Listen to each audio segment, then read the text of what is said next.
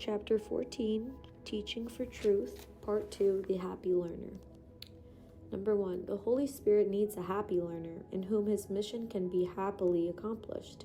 You who are steadfastly devoted to misery must first recognize that you are miserable and not happy. The Holy Spirit cannot teach without this contrast, for you believe that misery is happiness. This has so confused you that you have undertaken to learn to do what you can never do, believing that unless you learn from it, you will not be happy.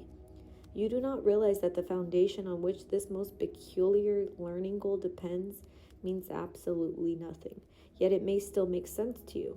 Have faith in nothing and you will find the treasure that you seek.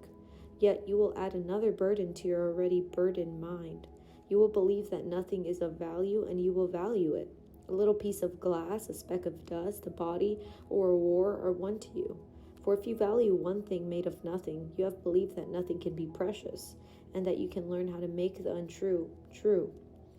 Number 2, the Holy Spirit, seeing where you are but knowing you are elsewhere, begins his lesson in simplicity with the fundamental teaching that truth is true. This is the hardest lesson you will ever learn, and in the end, the only one. Simplicity is very difficult for twisted minds. Consider all the distortions you have made of nothing, all the strange forms and feelings and actions and reactions that you have woven out of it. Nothing is so alien to you as the simple truth, and nothing are you less inclined to listen to it. The contrast between what is true and what is not is perfectly apparent, yet you do not see it. The simple and the obvious are not apparent to those who would make palaces and royal robes of nothing, believing they are kings with golden crowns because of them.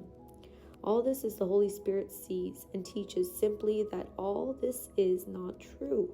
To those unhappy learners who would teach themselves nothing and delude themselves into believing that it is not nothing, the Holy Spirit says with steadfast quietness, the truth is true, nothing else matters, nothing else is real, and everything beside it is not there.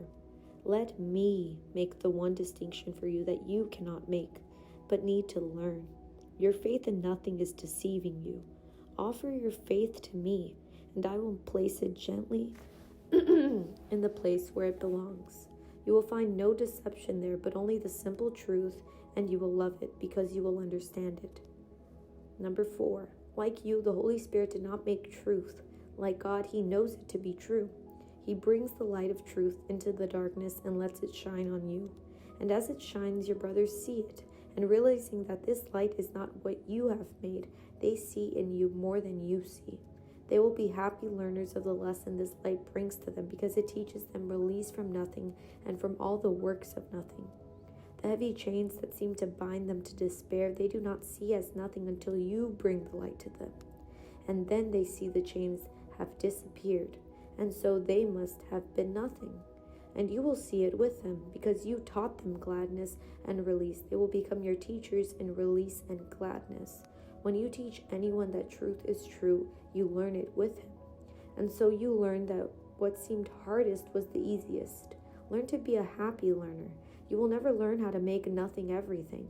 Yet see that this has been your goal and recognize how foolish it has been. Be glad it is undone, for when you look at it in simple honesty, it is undone.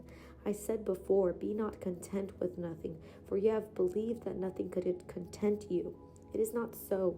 If you would be a happy learner, you must give everything you have learned to the Holy Spirit to be unlearned for you, and then begin to learn the joyous lessons that come quickly on the firm foundation that truth is true. For what is builded there is true and built on truth. The universe of learning will open up before you in all its gracious simplicity. With truth before you, you will not look back. The happy learner meets the conditions of learning here as meets the conditions of knowledge in the kingdom. All this lies in the Holy Spirit's plan to free you from the past and open up the way to freedom for you. For truth is true. What else could ever be or ever was? This simple lesson holds the key to the dark door that you believe is locked forever. You made this door of nothing, and behind it is nothing. The key is only the light that shines away the shapes and forms and fears of nothing. Accept this key to freedom from the hands of Christ, who gives it to you, that you may join him in the holy task of bringing light.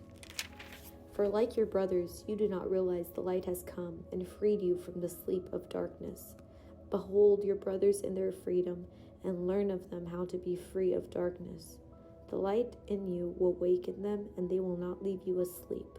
The vision of Christ is given the very instant that it is perceived. Where everything is clear, it is all holy. The quietness of its simplicity is so compelling that you will realize it is impossible to deny the simple truth, for there is nothing else. God is everywhere, and His Son is in Him, with everything. Can you sing the dirge of sorrow when this is true? That is the end of The Happy Learner.